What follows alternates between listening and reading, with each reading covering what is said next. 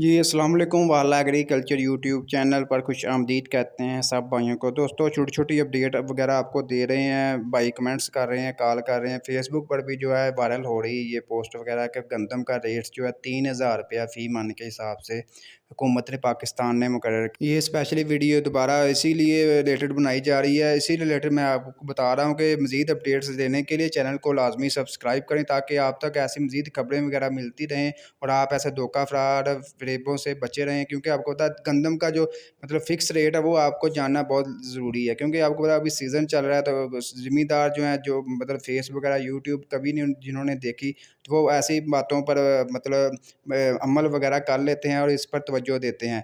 फ़िलहाल भाईजान इसी के रिलेटेड कोई किसी किस्म का कोई नोटिफ़िकेशन नहीं है। मार्केट में जो हुकूमत पाकिस्तान ने फ़िक्स रेट्स किया है 3900 रुपया पंजाब में, जबकि 4000 रुपया जो है फ़ी मन के हिसाब से जो है सिंध में गंदम का रेट्स यानी कि सरकारी रेट्स है। इसी रेट्स पर जो है ख़रीदो फ़रोख्त होगी साल 2023 की।